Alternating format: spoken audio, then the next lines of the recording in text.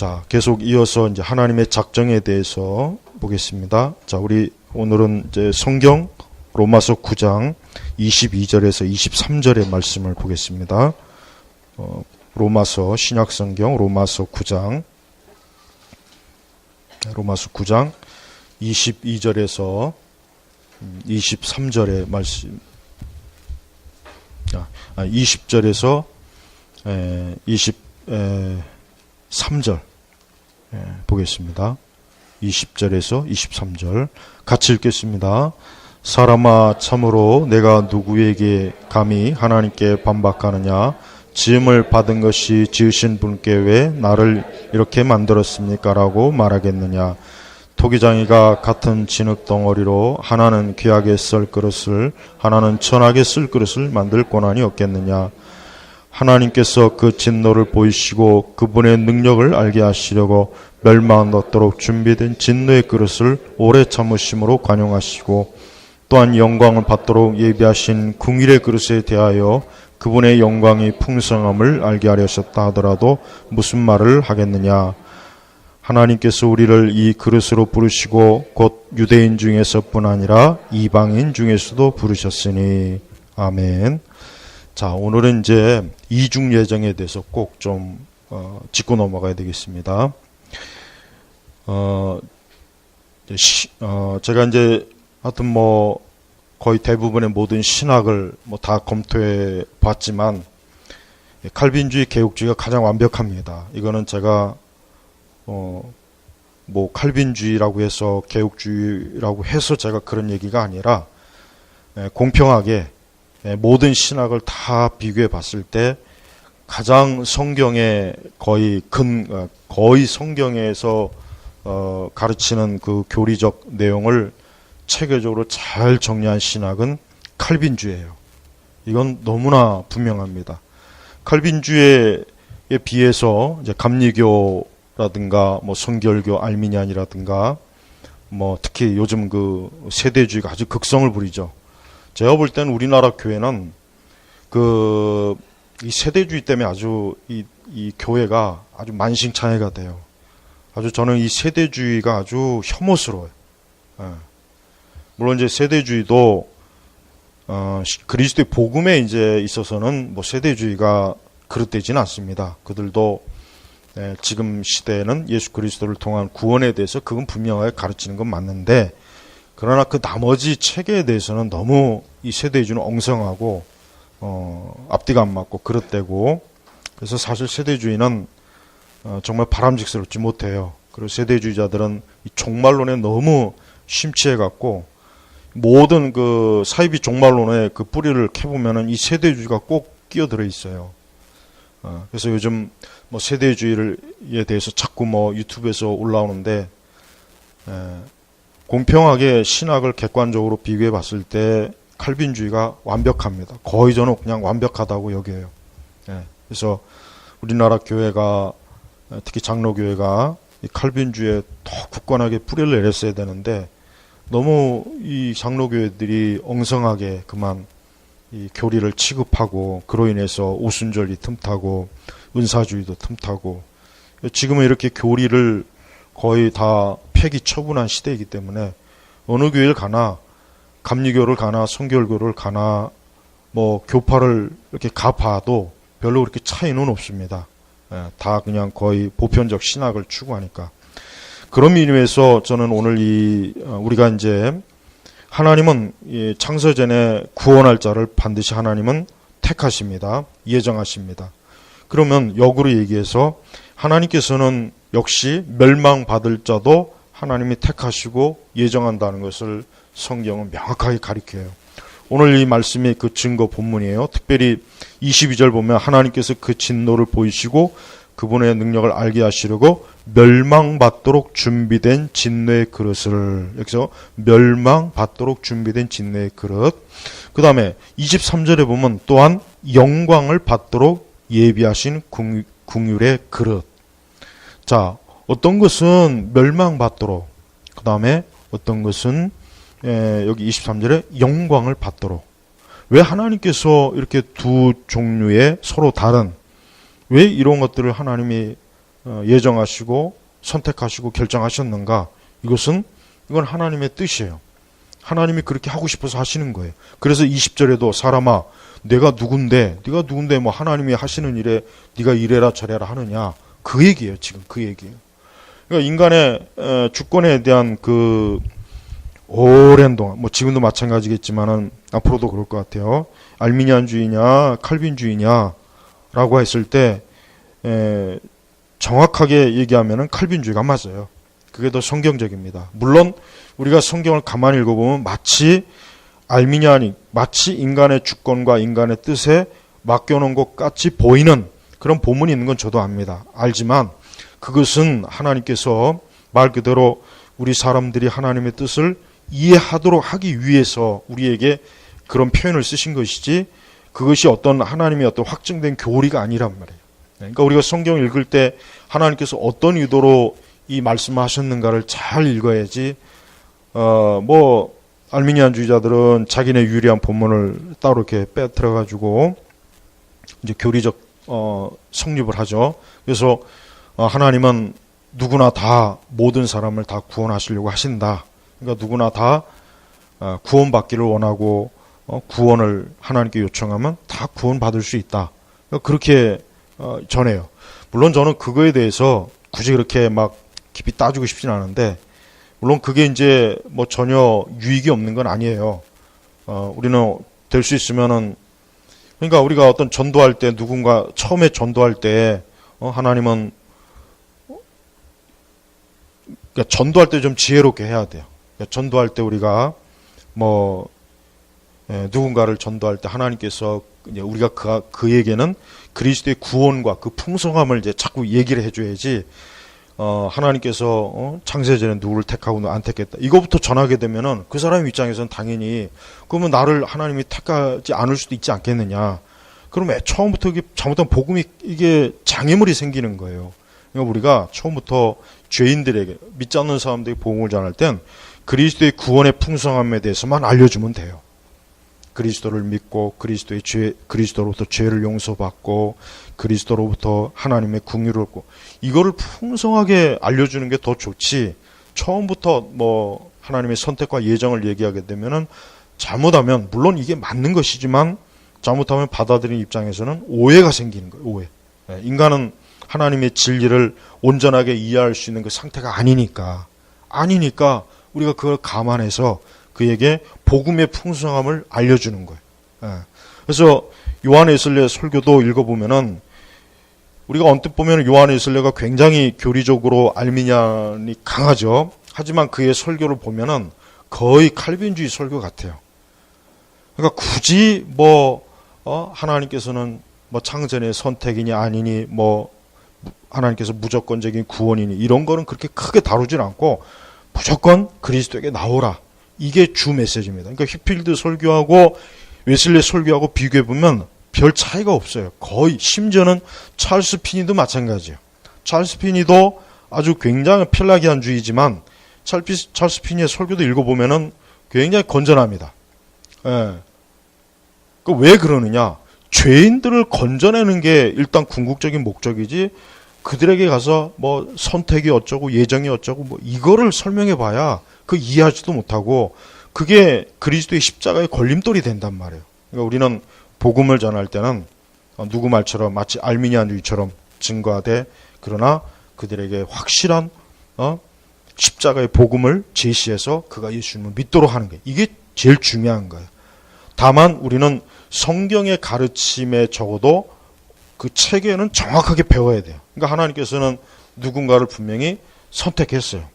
선택했고 분명히 누군가는 멸망하도록 하나님이 예정했어요. 근데 그게 왜 그러느냐는 성경에 안 나와 있어요. 그건 그냥 하나님이 하시는 일이니까 너희는 그냥 조용히 내가 결정하는 대로 믿고 따르면 된다. 성경은 그냥 그렇게만 딱 말하고 끝내요. 더 이상의 어떤 계시가 없어요. 그러면은 우리는 이런 말씀을 보는 입장에서 어떻게 되냐? 아, 그렇구나. 그러면은 우리가 예수 그리스도의 그 사복음서를 잘 보면은 예수님은 모든 죄인들에게 다 다가가시고 죄인들이 예수님께 오기를 원하시고 구원받기를 원하셨단 말이에요. 그러면은 마찬가지예요.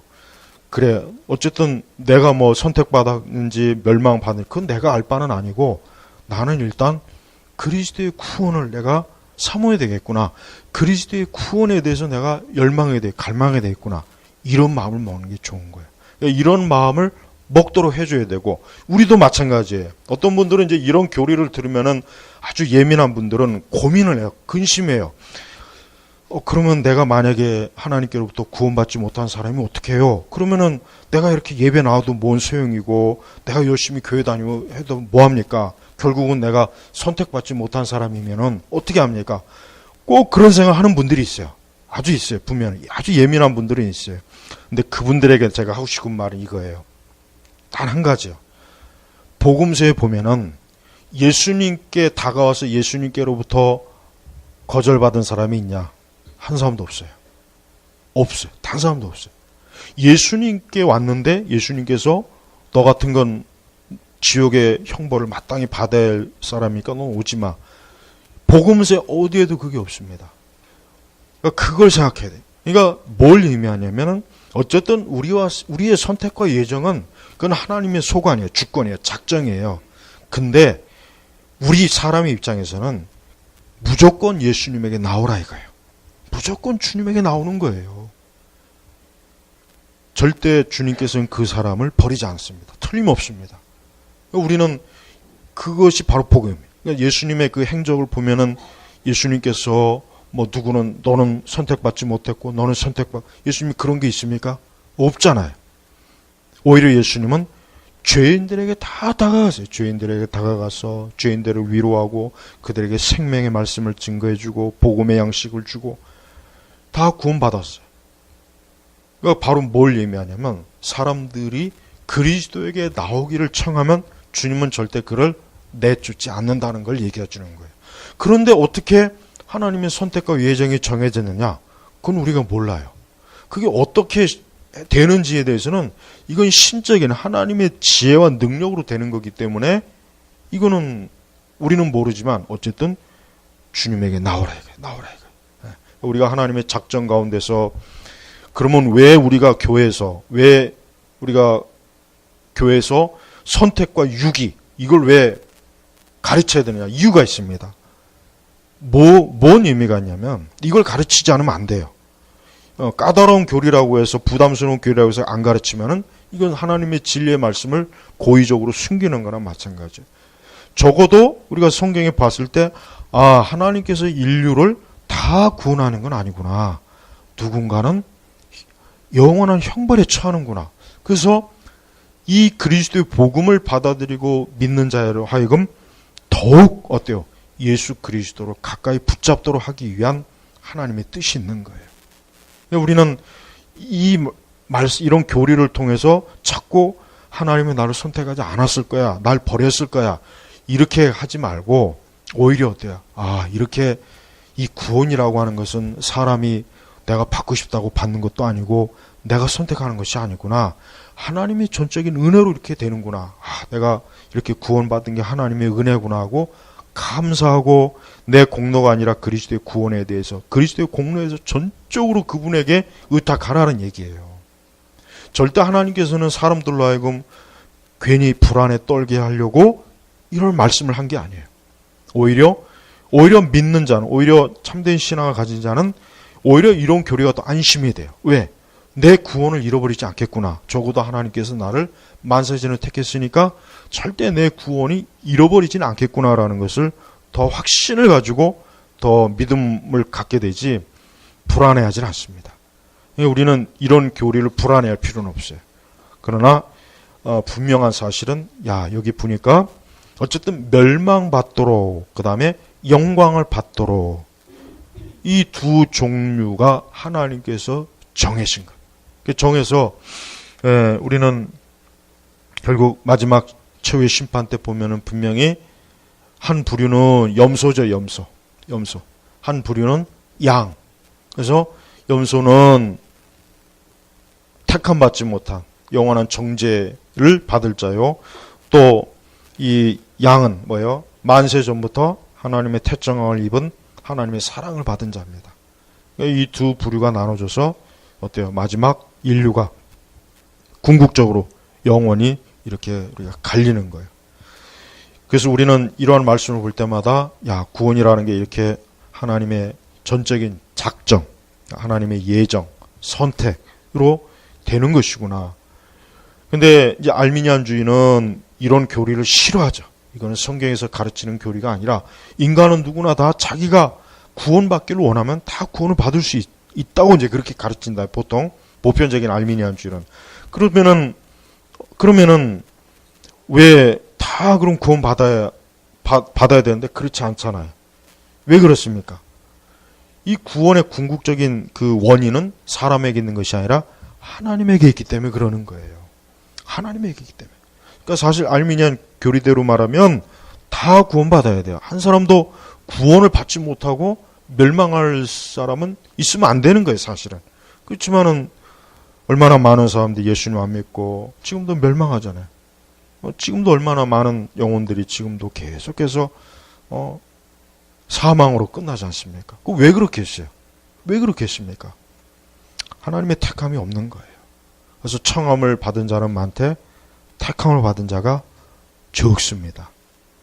그래서 우리는 하나님께로부터 내가 이와 같은 신앙의 길로 나왔다고 해서 안심하지 말고, 제가 왜 오전에 말씀을 증거했잖아요. 내가 그리스도인이라고 하는 증거가 어디 있냐. 내가 그리스도인인지 아닌지에 대해서 우리 스스로가 점검을 해야 돼요.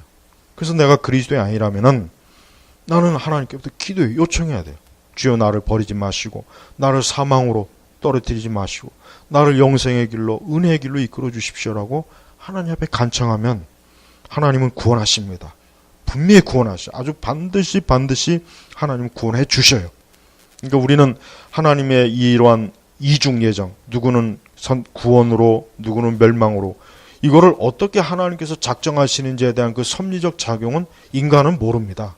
인간은 아무리 가르쳐 줘봐야 알지도 못하고 굳이 알 이유도 없어요. 그냥 무조건 그리스도에게 나오는 거예요. 그분에게 나와서 하나님께서 나를 분명히 구원하실 거를 믿고 예수님 붙잡고 나온다면은, 그러면은 그 사람은 반드시 구원받습니다. 그렇지 못하고 이런 걸 믿지 않고 또 그리스도의 구원을 찾고 배척하는 것, 사실 그래요. 엄밀하게 해서 또 한편으로 인간이 멸망하는 것은 궁극적으로 죄인의 책임이에요. 인간이 궁극적으로 멸망하는 것은 또 죄인이 책임이지 하나님에게 책임이 없어요. 그러니까 자기 죄 때문에 자기가 멸망하는 거예요. 성경은 또 이걸 가르쳐요. 그래서 부지런히 죄인들이 그 죄에서 돌이키라 자꾸 경고하는 이유가 뭐냐면, 계속 그렇게 죄의 길로 가면은 멸망하니까 빨리 돌이켜라. 이게 성경은 또 그렇게 경고하는 거란 말이에요. 그래서 우리는 성경 어디를 봐도 절대 모순이 없습니다. 왜 하나님은 여기서 이렇게 말했다가 뒤에서 또 이렇게 말하고, 아니에요. 그거는 그만큼 성경을 잘 체계를 이해하지 못하니까 그런 오해가 생기는 거예요. 그래서 우리가 성경에서 오늘 말씀 배운 핵심은, 하나님은 누군가는 선택하고 누군가는 멸망으로 하나님이 예정했구나. 그래서 반드시 두 길이 있다는 것. 이게 바로 하나님의 계획이에요. 하나님의 구원의 계획 가운데 이게 들어가 있습니다. 이걸 만약에 오늘날 교회에서 좀 제대로 가르친다면 얼마나 많은 신자들이 굉장히 이러한 교리로 인해서 두려움이 느껴지고 뭔가 모르게 자신의 구원에 대해서 다시 한번 생각할 거예요. 그게 바로 뭐예요? 그게 바로 그리스도에게 더 올 수 있는 계기가 되는 거예요. 근데 이런 걸 안 가르치니까 장로교 신자가 이중교리를 모른다는 것은 이거는 정말 말이 안 되는 거예요. 이중교리도 모르고 선택도 모르고 예정도 모르고, 이거에 대해서 장로교 신자들이 이런 성경의 교리를 모르고 있으면은, 그러니까 장로교 신자들이 자꾸 오순절에 기웃기웃거리고, 자꾸 세대주의에도 기웃거리고, 자꾸 이상한데 기웃기웃거려가지고 회개망측한 그러한 신앙을 또 나중에 소유하지 않습니까? 그러니까 무조건 우리는 이러한 교리적 체계를 알고서 신앙생활해야 그게 정상적인 신앙생활이지, 이런 교리적 체계도 모르고 그냥 하나님 사랑하십니다, 하나님 당신을 사랑합니다, 이런 식으로 하면은 그 영혼들은 예수님 절대 믿지 못합니다. 예수님 앞에 나아갈 수도 없고 자기가 죄인이라는 것도 깨달을 수 없고 또 인간의 영원한 궁극적 운명에 대해서도 무지하기 때문에 부주의해서 그냥 아무렇지도 않게 거의 다 그렇게 끝날 거예요. 그러니까 오늘 우리가 로마서 9장의 말처럼 분명히 그 시대에도 그래요. 그 시대에도 이러한 하나님에 대한 주권에 대해서 하나님 왜 그렇게 해요? 그게 뭡니까? 그러니까 네가 뭔데 그렇게 항의하느냐? 야, 토기장이가 자기가 쓰고 싶은 거로 자기가 마음대로 만들어내는데 하나님도 마찬가지라. 이거. 하나님도 누군가를 구원하고 싶고 누군가는 또 유기. 예? 그 유기견 할 때 유기견 버리는 거. 그냥 버리는 거. 예? 우리는 하나님의 사랑이시지만 하나님은 바로 그 하나님의 사랑이라고 하는 것은 택자에 대한 사랑이라는 거 알아요. 택자에 대한 사랑이지 멸망받을 자에게까지 사랑하는 건 그 하나님의 뜻이 아니에요. 물론 칼빈주의자들 중에는 멸망받을 자에게까지 하나님이 사랑한다는 또 그렇게 가르치는 신학자들도 있는 건 아지만 저는 아더핑크와 같이 하나님은 택자만 사랑한다고 저는 그 교리를 저는 믿어요. 하나님은 택자만 사랑한다. 하나님 택하지 않은 사람은 하나님 사랑하지 않는다. 저는 더 좀 엄격하게 그거를 저는 더 추정합니다. 하지만 궁극적으로 어쨌든 하나님은 선택과 예정을 속에 작정해서 누구는 구원하시고 누구를 멸망시킨다는 거. 하여튼 요거 한 가지는 오늘 핵심 가르침이니까 잘 다시 한번 생각해 보시고 성경을 통해서 이해해 주시기 바랍니다.